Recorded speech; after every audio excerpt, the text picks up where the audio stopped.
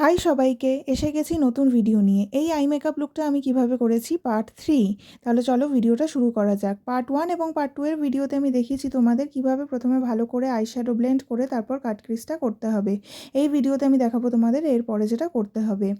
এরপরে কাট ক্রিজটাকে ভালো করে ব্লেন্ড করে তারপর কম্প্যাক্ট দিতে হবে। তারপর আউটার কর্নারে লাইট পিঙ্ক কালারের আইশ্যাডো ভালো করে ব্লেন্ড করে তারপর একটা লাইট কালারের আইশ্যাডো নিয়ে ইনার কর্নার থেকে আউটার কর্নারে ভালো করে ব্লেন্ড করতে হবে। তারপর ডার্ক পিঙ্ক কালারের আইশ্যাডো ও ব্ল্যাক কালারের আইশ্যাডো নিয়ে আউটার কর্নারে ভালো করে ব্লেন্ড করতে হবে।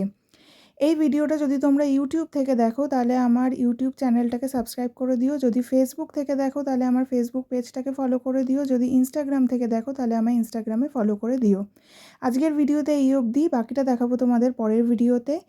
এই আই মেকআপ লুকটা তোমাদের কেমন লাগছে সেটা জানিও কমেন্ট করে। আমি সব ধরনের ব্রাইডাল মেকআপ এবং পার্টি মেকআপ করি। যদি তোমাদের আমার কাজ ভালো লাগে, যদি মনে করো আমার কাছে সাজবে, তাহলে আমাকে বুকিং করতে তোমরা আমার সঙ্গে যোগাযোগ করতে পারো।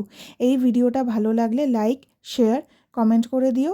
তোমরা আর কী রকমের মেকআপের ভিডিও চাইছো দেখতে সেটা জানিও কমেন্ট করে। চেষ্টা করব তোমাদের কমেন্ট দেখে সেই রকমের মেকআপের ভিডিও করতে। আসবো নতুন ভিডিও নিয়ে। Thank you.